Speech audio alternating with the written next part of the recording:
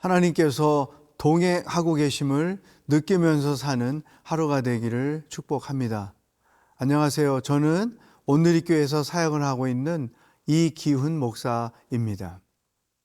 기독교는 계시의 종교라고 합니다. 그래서 하나님을 알기를 원한다면 계시의 책인 성경 말씀으로 들어가야 합니다. 하나님은 자신이 노력하거나 연구한다고 알아지는 것이 아닙니다. 성경 속으로 들어가서 계시된 하나님을 알아야만 비로소 그분을 알고 만날 수 있습니다. 하나님을 아는 것은 신앙인들에게 가장 중요한 사항입니다. 자기가 믿는 하나님을 모르고 믿는다면 우리의 신앙은 넌센스가 될 뿐입니다. 오늘은 시편 68편 1절로 18절을 통해서 하나님을 만나 보겠습니다. 시편 68편 1절에서 18절 말씀입니다. 하나님이 일어나시니 원수들은 흩어지며 주를 미워하는 자들은 주 앞에서 도망하리이다. 연기가 불려가듯이 그들을 몰아내소서. 불 앞에서 밀이 녹음같이 악인이 하나님 앞에서 망하게 하소서. 의인은 기뻐하여 하나님 앞에서 뛰놀며 기뻐하고 즐거워할지어다. 하나님께 노래하며 그의 이름을 찬양하라. 하늘을 타고 광야에 행하시던 일을 위하여 대로를 수축하라. 그의 이름은 여호와이시니 그의 앞에서 뛰놀지어다. 그의 거룩한 처소에 계신 하나님은 고아의 아버지시며 과부의 재판장이시라. 하나님이 고독한 자들은 가족과 함께 살게 하시며 갇힌 자들은 이끌어내사 형통하게 하시느니라. 오직 거역하는 자들의 거처는 메마른 땅이로다. 하나님이여, 주의 백성 앞에서 앞서 나가사 광야에서 행진하셨을 때에 셀라. 땅이 진동하며 하늘이 하나님 앞에서 떨어지며 저 시내 산도 하나님 곧 이스라엘의 하나님 앞에서 진동하였나이다. 하나님이여, 주께서 흡족한 비를 보내사 주의 기업이 곤핍할 때에 주께서 그것을 견고하게 하셨고 주의 회중을 그 가운데 살게 하셨나이다. 하나님이여, 주께서 가난한 자를 위하여 주의 은택을 준비하셨나이다. 주께서 말씀을 주시니 소식을 공포하는 여자들은 큰 무리라. 여러 군대의 왕들이 도망하고 도망하니 집에 있던 여자들도 탈취물을 나누도다. 너희가 양우리에 누울 때는 그 날개를 은으로 입히고 그 깃을 황금으로 입힌 비둘기 같도다. 전능하신 이가 왕들을 그 중에서 흩으실 때는 살몬의 눈이 날림 같도다. 바산의 산은 하나님의 산이며 바산의 산은 높은 산이로다. 너희 높은 산들아, 어찌하여 하나님이 계시를 하는 산을 시기하여 보느냐. 진실로 여호와께서 이 산에 영원히 계시리로다. 하나님의 병거는 천천히요 만만이라. 주께서 그 중에 계심이 시내산 성소에 계심 같도다. 주께서 높은 곳으로 오르시며 사로잡은 자들을 취하시고 선물들을 사람들에게서 받으시며 반역자들로부터도 받으시니 여호와 하나님이 그들과 함께 계시기 때문이로다.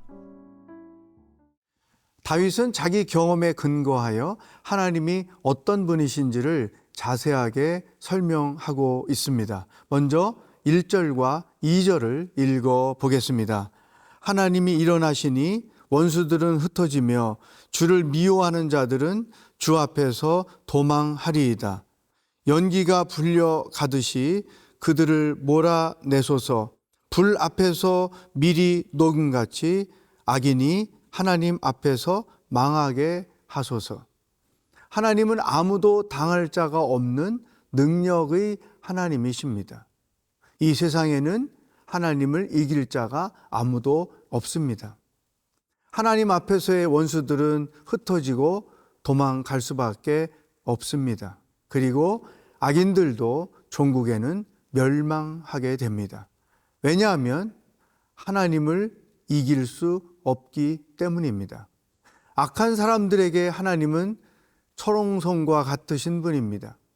우리가 아무리 크고 힘든 시험을 만나도 기죽지 않고 담대할 수 있는 것은 바로 하나님이 전능하신 분이기 때문입니다.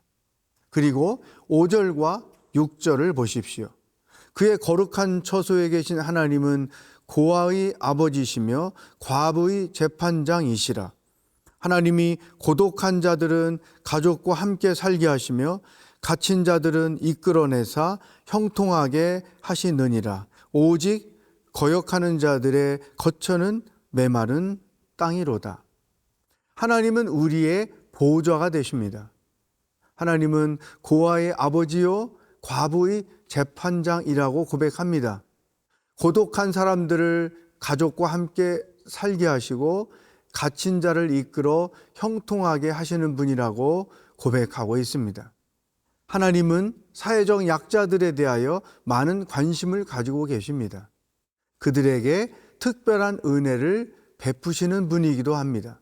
그러므로 우리들도 하나님이 관심을 가지고 계신 사람들에 대하여 깊은 관심을 가져야 합니다. 왜냐하면 하나님은 우리를 통해서 또 더 가진 자들을 통해서 그리고 더 배운 자들을 통해서 당신의 은혜를 사회적 약자들에게 베푸시기 때문입니다. 오늘 우리에게 주시는 첫 번째 하나님의 말씀입니다. 여러분 주변을 돌아보십시오. 하나님께서 나를 통해서 은혜를 베풀기를 원하시는 사람들이 누구인지 찾아보는 하루가 되기를 축복합니다.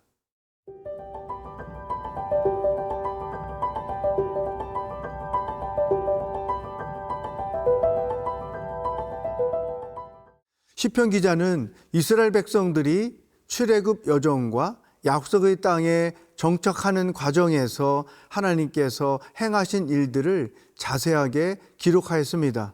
그러면서 하나님이 어떤 분이신지를 고백하고 있습니다. 7절로 10절 말씀을 보십시오. 하나님이여 주의 백성 앞에서 앞서 나가사 광야에서 행진하셨을 때에 땅이 진동하며 하늘이 하나님 앞에서 떨어지며 저 시내산도 하나님 곧 이스라엘의 하나님 앞에서 진동하였나이다. 하나님이여 주께서 흡족한 비를 보내사 주의 기업이 곰핍할 때에 주께서 그것을 견고하게 하셨고 주의 회종을 그 가운데 살게 하셨나이다. 하나님이여 주께서 가난한 자를 위하여 주의 은택을 준비하셨나이다. 하나님은 택하신 백성들에게 흡족한 비를 내려주셨고 그들의 기업을 견고케 해 주셨습니다. 그리고 가난한 사람들에겐 특별한 은택을 준비해 놓고 베푸셨습니다. 그렇기 때문에 하나님이 함께 하시는 백성들은 풍성한 삶을 공통적으로 경험하면서 생활하게 됩니다. 하나님이 주관하시고 인도하시는 백성들의 삶에는 준비해 놓으신 은택이 늘 나타나게 됩니다. 이렇게 우리가 살 수 있는 것은 18절에서 발견할 수 있습니다. 주께서 높은 곳으로 오르시며 사로잡은 자들을 취하시고 선물들을 사람들에게 받으시며 반역자들로부터 받으시니 여호와 하나님이 그들과 함께 계시기 때문이로다. 여호와 하나님이 그들과 함께 계시기 때문입니다. 전능하신 하나님이 그들과 함께하고 계시기 때문입니다. 그러므로 하나님이 함께 하시는 것은 한편으로는 거룩하기도 하고 하지만 또 한편으로는 견고하고 풍성할 수밖에 없습니다. 이것이 바로 그리스도인들의 삶이라고 저는 생각합니다. 임마누엘 하나님이 함께하고 계심을 믿는 성도들은 거룩과 견고함과 그리고 풍성함을 경험하면서 살아야 합니다. 예수님이 마태복음 28장 20절에서 말씀하셨습니다. 볼지어다 내가 세상 끝날까지 너희와 항상 함께 있을 것이다. 오늘 우리에게 주시는 두 번째 하나님의 말씀입니다. 나는 임마누엘 하나님을 느끼면서 생활하고 있는가? 하나님이 함께 하심 때문에 내 삶은 거룩을 추구하며 견고하고 풍성하게 생활하고 있는가? 자신의 삶을 돌아보는 하루가 될 수 있기를 축복합니다.